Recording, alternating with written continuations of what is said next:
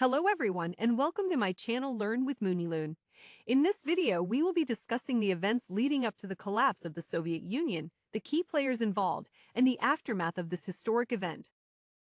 To understand the collapse of the Soviet Union, we must first look at the political climate of the time. In the 1980s, the Soviet Union was led by General Secretary Mikhail Gorbachev, who introduced a series of reforms known as perestroika and glasnost. These reforms aimed to revitalize the Soviet economy and promote openness and transparency.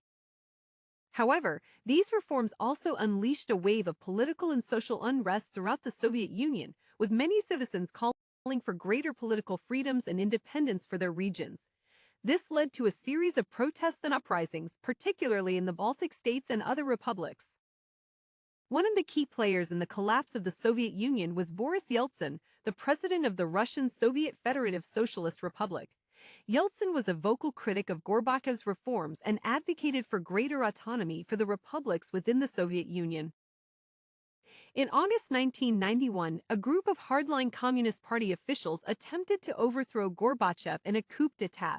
However, the coup was ultimately unsuccessful, and it weakened the central government's control over the Soviet Union even further.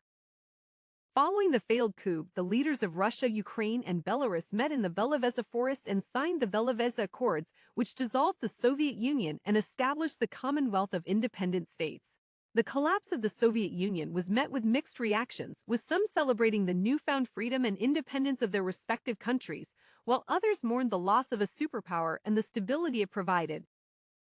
The aftermath of the collapse was also marked by economic turmoil and political instability, as many of the newly independent states struggled to transition to market economies and establish stable democratic governments.